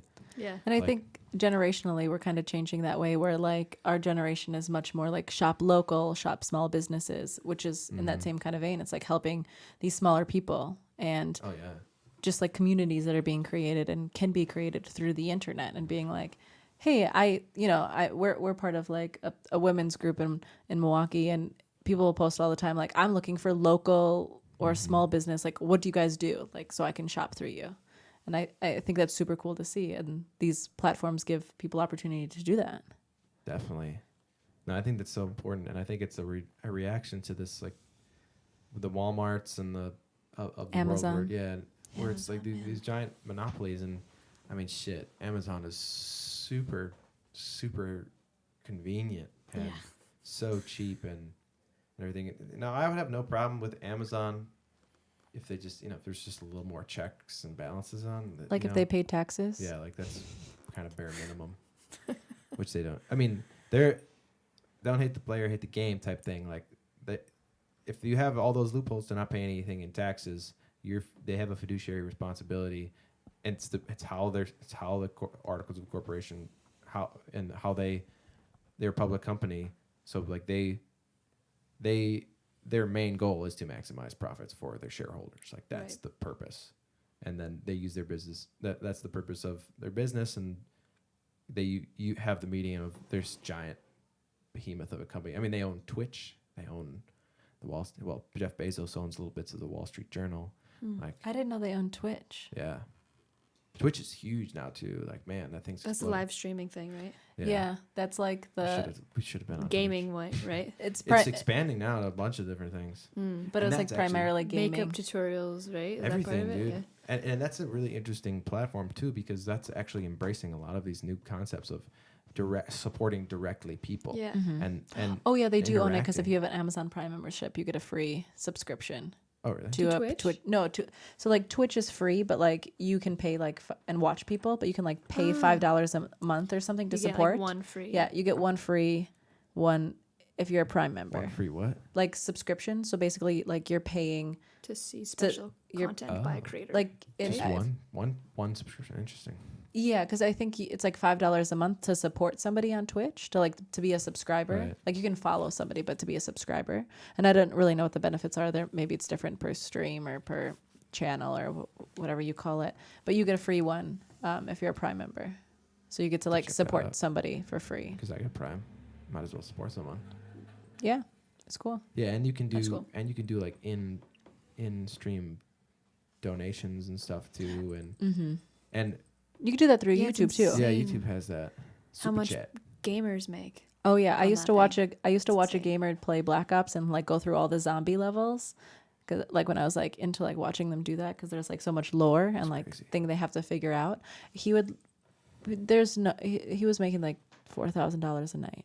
There's no way he was making less than that. Just to like, That's but he was crazy. streaming for like 8 hours, or like Ninja, Yeah. which was the big Ninja, Twitch yeah. streamer. Like He's somewhere else now. yeah, he would significantly lose followers if he did not stream for 8 hours a day, 7 days a week. Like you could See, see the that's differences crazy. if he didn't do that. He Yeah, got I've picked heard up by that. Mixer, Mixer, yeah. Mixer's owned by Microsoft. Microsoft. But I was watching that interesting interesting video where they talked about how that was kind of a bad decision on Mixer's part, because what builds a community is the mid, like Mid-tier in folks. society, middle class, the mid-tier people. And so just paying a bunch of money for one person isn't going to help bring people to your It's like gonna platform. be the Bing of streaming. Yeah. Do people use Bing? Is Bing still On a thing? accident. It's still yeah, right? Because you're forced to. when Yeah. you're- We should bring back Ask Jeeves. It's just to ask now, right? I, Ask.com. yeah, Yeah. but lame. I'm kind of sad those search engines that like claim to plant a tree every time you search something on them Oh, yeah, I heard didn't about take that. off. Yeah, I still I get heard about YouTube that. ads for that. That's done. Oh, I'm sure they still exist, but I don't think it caught on like they hoped. Go Duck Go. That one. That's like a rings a privacy bell. one. Like they don't record anyone's searches or something. No, that's kind of cool. Oh, that- that'd be nice. I mean, I don't have a problem if people record my shit, but like, I would at least like to give consent. You know, the in Europe, at least I know that they're closer to. They have more strict privacy laws, Mm-hmm. Yeah. especially internet privacy laws, and Especially like emails and there's, stuff. There's companies. yeah, like you own your. That's what's bizarre to me is, it's a federal crime to open someone's mail, but anyone can just snoop on each other's emails or something. Yeah. Like Or Yeah. like, yeah, I the think fuck? there's big privacy laws, especially if you have subscription services. Like you can't automatically sign people up. They have to specifically, if you go That's on a only in website. Europe. Yeah, that's what I'm Yeah, saying. Like if okay. you go to Europe and like you have the box that's like, I accept and yes, I want subscriptions. If you go to like an America-based site, they can have those automatically clicked for you, Right. and they can't in Europe. You have to like manually be like, oh, I want subscriptions. Yeah. yeah, they're a little ahead at that. I mean, that's something that's even internet service providers are just able to sell people's information now. Like Oh, it's us signing up for a business and signing up for like a business name. state. We've Yeah, done so yeah. much junk mail. yeah, Already? The state sold us out. Yeah. And I was like, what? Why do we? We're getting all these like entrepreneur stuff. We're getting like a Do you bunch want of checks? Yeah. No, we don't want checks. What? business checks. Get your business checks today. yeah, I saw that too when I filed an LLC recently, and then all of a sudden, yeah, a bunch of spam. Be like, what? I Yeah. haven't even done anything yet. One Right? one time though, after like I don't signing up for have my money for website, checks. for like my design website, I did get a free pen that said like CDJ Art and Design on it. So that was pretty cool. Oh, see, that's the That's kind of cool. mail. I mean, that's I'd welcome. That's free pen. That's not, Yeah, with my branding engraved on it. Like, cool, thanks. I'm not going to get another one, but I'm going to use this one. Maybe you will one day. Now you know. No, Now because you they know. sold my information. Now you know what they're looking for. Now you know what you're looking for. Yeah, that's interesting. So you guys got Victress Vibes up and running, right? So people can go and buy things online. Is that the deal? Or are you trying to just do locally, like trying to get people in Milwaukee to get it? Or are you putting in some stores or? Largely online. Yeah. Yeah. So right now you can go on to our iFund Women and basically pre-order your shirt or Gotcha. pre-order Okay. stickers, and we're crowdsourcing that way, just to like start up initial Yeah. That like makes sense. startup fees. So Yeah. you can pre-order your shirt, or we have cool packages where you can like buy 2 shirts for significantly cheaper, and they are at like an iFund Women exclusive price. So they're a little bit less expensive than they will be on our website. Yeah. Cool. So we'll do that mostly, and then we'll do local fairs Yeah. through this year, and then hopefully eventually branch out and start doing regional and then national stuff. But stay online. Yeah. Mostly. Yeah. I don't think we'll open a brick and mortar store anytime soon Yeah. in the foreseeable future. We'd love to maybe locally be in like small little shops in Milwaukee. Do like a Right. pop-up shop or something like that. yeah. Pop-ups. Yeah. There's actually this big initiative right now called Pop Up MKE, and they're doing they're picking local businesses to fill vacant storefronts in the Martin Luther King Drive area, and just outside of downtown, and then also in Historic Mitchell Street. yeah, like Clark Square area in the south side. So we might apply to that. Yeah. Probably not this year, but next year once we have a little bit more base. Have more So that'd be shirts. Yeah. Yeah. I read something like the average small business doesn't make a profit till 3 years in or something like that. Yeah. That's why we're both working like 4 other jobs. Yeah. Man. But you do what you love. Yeah. No, that's what's pumped. most important.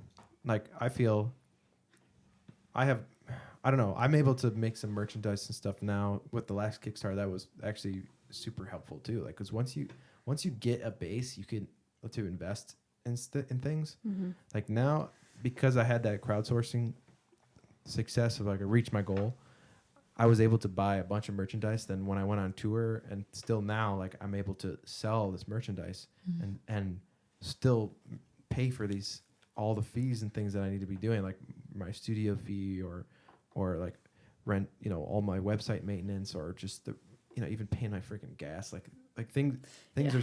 Everything adds up. Yeah, it's only possible because I was able to, or at least it's possible that money directly is related to the money from the Kickstarter. So like, it's not. I don't know. That's why I felt like I should. That's why I felt it kind of was this aha moment when I was reading, and it was like, oh, well, here's these different types of ways of money, and one was donation based. This was tiered. I was like, why have I just been doing donation based? Like, people are just giving me out of the kindness of their heart, which is amazing. But they're not getting any. I guess they already have something in return. But I didn't feel like that. I just feel like everyone and that's why part of why I was like doing that thanks thing so explicitly to everyone was that like everyone should at least get something, even if it's just a thank you. Yeah. Like, maybe I should have written them letters, but it started to get. I think I had over. I forget how many people they were, but I don't know. It's an interesting thing, and I encourage everyone to at least try doing. And it sounds like you guys are at least hitting the ground and moving and stuff, and so that's Feels great. good. Yeah, it feels great. Yeah, because it's so fulfilling when it's like you just said, when it's do something that you love, like it's something that you're passionate about. Like that's so much more important. The more that people do that, and especially when you're spreading good vibes and spreading good messages that people need to know. Like Victress Vibes. Right. It's good. Spreading Victress Vibes. Spreading Victress vibes. Victress, does that mean like a victor? That's Victress. It's like Yep. a female victor. Exactly. Yeah. You got it. Got it. Like not Victor. A Victor. No, but a Victress. Let's get that started. That's gonna be a new Victorious. trend. Victorious. Victoria. That's Victor. Victory. Yeah. Interesting. So many words. Yeah, that Words are fun. but I think it's I don't know. The more and more people do it, the more and more people are focusing. And I think maybe there's this whole new, because we have the gig economy or whatever anyway, it's like people are just hustling anyway. Might as well hustle on the things that you love. Right. Mm-hmm. Like, because then what are the jobs left? Like when robots have only taken so many things, and everyone's has these college educations that everyone's deeply in debt. It's just like, well, might as well do the things that I want to do, because otherwise you're just gonna be What's paying the it point? back. Yeah. And for like how many people just try to go through the motions, and I don't know. I don't know if you guys have that The experience. majority, I'd say. Yeah, someone was describing this the other day to me about being, like it being manual transmission of just being in first gear your whole life. Like being complacent. Yeah, just like just being in first gear, never really having the guts to, or maybe you revved the engine a little too much and you could feel there's extra power there, but you didn't have it. You didn't switch the gear, or you know what I mean? Yeah. Or you hit the clutch and too soon, or right. I think there's a level of comfortability in that, obviously, that like some people really enjoy. And I hope that they like have other things that they can, like some people, it's like, cool, I'll do my 9-to-5 job and I can afford all my other stuff. And then I can do things that I love on the weekend or at night or like, that's great. Like not everybody can start their own business or like pursue their one passion full time. And I think it's great that in this world we have a little bit of everything, and we just need to, encourage everybody to find that right path for them. Yeah, and make sure that it's right, not just the yeah. the I expectation. think a lot of that Yeah. too is maybe no one's shacking up and popping out kids as much either, and everyone's life expectancy is going down. And it's like people Going are up? going down.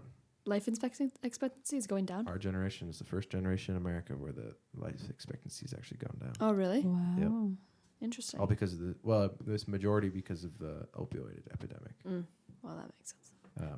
A lot of suicide and a lot of overdosing, and I think it's just because of the despair. People can't afford the basic shit. More or less across the country, it seems like that, and so it's just like this kind of, I don't know, like no one has these responsibilities. I think about my parents, and at my age, they already had a bunch of kids. They don't have like crazy. starting a business that's pretty risky. When you got, especially my family with a lot of medical issues and stuff, it's like you kind of need to have a secure job that you're just gonna get your paycheck, and like you don't have to worry about taking on that risk yourself, because taking on that risk for your family, being like, well, maybe this business will work, maybe it won't. Yeah, no, you that can't. you can't do that. You can't have a maybe. When it comes to When you got the little health of lives. yeah, when there's no health care, when your job requires healthcare too. Like when, as long as healthcare is coupled with employment, We're slaves to it. you're gonna see as soon as that's decoupled, you're gonna see a huge boom in entrepreneurship. I think personally, Yeah. like so many. I think we're businesses. already seeing that. Yeah, because like- everyone's forced off it anyway. Yeah. So it's like, Because there's not jobs it's all available, or part-time, yeah. there's jobs. Yeah, it's all part time. There's not like full time jobs available, And so they have the same or they're not living mentality. wages. Right. If I'm gonna hustle, I might as well hustle for myself and what I believe in, versus right. And especially if you don't have any kids or anything, or like, I don't know, like I pay rent and I got a car. That's the majority thing. Like, if I don't have a dog, I don't have a cat, I don't have a snake. I have plants. and Stan. And Stan. And Stan, my slave. I mean, my friend. No, I don't know. I have plants and I freak out when I can't take care of them. We should water our plant. Like look at that bonsai tree there. Oh. That used to be filled with leaves. It looks kind of like it's entering fall. Those transform sometimes, and those go in and out, don't they? Like I don't know. having. I think I they overwatered do. it, and then because I haven't watered in a long time, and that thing the one leaf that's shriveled up, that's been there for a while. So You gotta prune it. It's already been there's not enough to prune anymore. It's the Charlie Brown bonsai. Bonsai. That's the word. Bonsai. Yeah, but I mean, I have some other plants there are some plants that are difficult. I mean, like that one, I don't have to do anything to that one. It looks a little droopy. That's why I get snake plants. Yeah, we got a snake Swear to plant God, you like don't have to. how many weeks ago? We haven't watered that was it the yet. first plant that I got, and I totally destroyed it because I watered it too much, Yeah, there you go. and You it just- rotted. Yeah, we haven't Oh, watered yeah. ours for like when do we buy it? A month ago. July. Yeah, Oh, they we We don't- should haven't watered it since July. We should It's water him. thriving. No, he needs a just little. I think also maybe I need to get sprays, not just because I like dump some water in there. Like emulate rain. Yeah, just like give it a little bit of something as opposed to. I think that's what I'm missing, and I got some. You're plant just like. food. Yeah, just like, ooh, maybe a little bit there, a little bit there. It doesn't look wet enough. Okay, let's just put a little bit more. Right, exactly. I don't understand that. You drowned it. No, I think I did, and that's where a lot of them came off. But, I didn't ask for it. Someone gave it to me. I didn't ask for this responsibility. No, it's good. I think it's a good lesson. Every time I look at it and every time I am, You're like, I'm not ready for a pet. one step at a time. It helps me ground because I work in the studio like every day and I'm on the computer every day. And then, I have those plants out there, but they're in the green room downstairs. I usually go down there and like spend some time there with the plants. It'd just be like, here we are together, us all living creatures in this building. I mean, I don't know. It's harmonious. It's a little grounding, that because I have to take care of them. Yeah. So it's like I take care of them. It reminds me of this like idea that my buddy Joe Murphy came to me after college. I was like really wanted to get involved in a startup, with my web development background, I thought that was going to be more fulfilling, right, than getting any 9-to-5, and I knew it was going to be. But he was the only guy who had like a halfway decent idea that I thought that would be able to have the ability to follow through with it. Never ended up following through with other stuff, but it wasn't because it wasn't out of like his own because he couldn't do it or anything. It's just he ended up pursuing his career in tech then after that, and it never like fully formed. I think it was just kind of this idea that he had that we were still working through, but it was never this fully formed. There's no business model. There's no, there's concepts, but the concept was really cool, and it was with the bonsai tree actually, and it was the idea of using it for behavioral psychology in the sense of like a what's that? Do you guys know any behavioral psychologists? What's the name of that? No. There's one dude who's like the behavioral psychologist. Yeah, isn't it something like I feel like if you said it, I'd know it, but I could not think It's of been a while since I've even thought about Wasn't this. it the guy you mentioned before? You mentioned him before, didn't you? I don't think so. I mean, I might have mentioned it before to you maybe years ago. It's that collective. Where's the red light? God, we need more red light. Wasn't it Carl Jung? Wasn't he? He's not a behavioral psychologist. What did he do? He did the psyche and Oh. he is a psychologist though, but not behavioral psychology is like the psychology that you can quantify and Yeah. everyone's behavior you can put into numbers and then you can experiment on it and stuff. Whereas Jungian psychology is like dealing with abstract ideas and concepts and these deep rooted understandings of your identity and your psyche. The psyche comes from Freud. It's just like Freud and Jung are very like on the same line. Okay. Where it's not as quantifiable. Like you can't just be like this. Yeah, this person definitely has penis envy, 100%. You're just kind of making that like you could maybe map them those ideas to behavioral psychology and then do experiments on that, like because there are clear like yeses and nos that you can check off and be like and that you have more empirical ways of observe of, but whereas the Jungian and Freudian psychology are a lot more about the Projecting. What's that? Projecting. Well, that's one. Yeah, I mean, well, it's a lot more about the practitioner's interpretations and like it's more about that. I'm sure there's a lot more that I'm not aware of. I'd love to start bringing some psychologists on this Cullahcast, but Do it. yeah, I had a neuroscientist on once that was amazing. I got to get more scientists and nerds on here. This is fascinating. Everything's fascinating, to me at least. That's why I like this thing. Just chat about whatever. I know. Who knew we were gonna talk about the things we did today? We've covered a lot of ground. I knew. I've talked to you guys before. You had an outline of you knew how it was gonna go. And like in his head. Yeah, he's like, this is the next question to go to this next point. This is the maze that I've built for you. Now all the other Victress. Now all the other Victresses will do it quicker next time. We will cover even more topics. We will maximize the topic.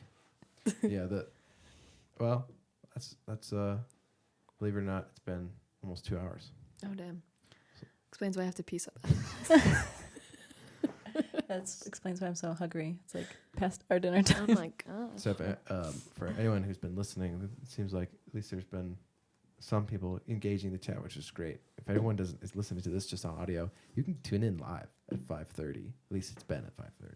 Just go to Cullah.com/cast and you'll get all the information, and you can literally come and chat with us, and we'll chat with you. Be like, hey, Stan's over here working everything. yeah, So we got Stan here who's standing by, and he's looking right at the chat. Yep. And he's looking right at what you could comment.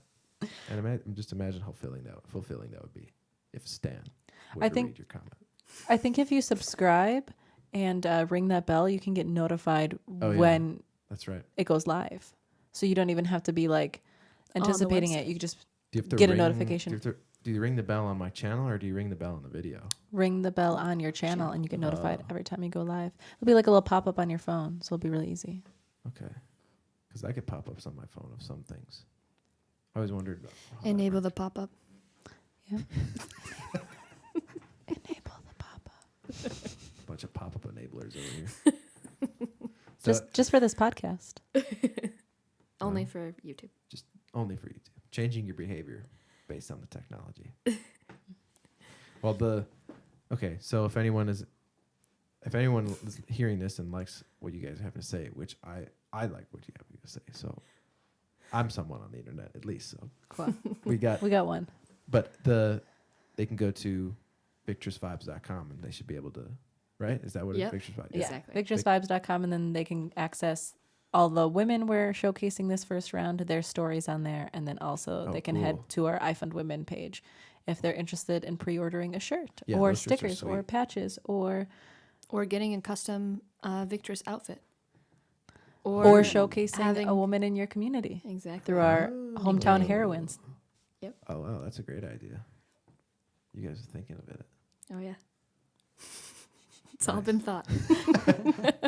Makes sense. How does it feel to be thinking about that? I don't know how that feels. I just do it. It just feels comes great. natural. Then I think later. I probably should have done that differently. Victressvibes.com. Well, thanks for sharing your guys' mission here and some of the art and ideas and some interesting thoughts about the world and humans and how we can all live together with good vibes. With Victress Vibes. Hashtag Hashtag. Victress Vibes. Is that your guys' hashtag? Yeah. Probably, Yeah, right? Obviously, right? Yeah, I don't know. I mean, it could have been other things, but no, that was it. Yeah, that makes sense. Mine's just hashtag Cullah There or you go. whatever. Or hashtag whatever album.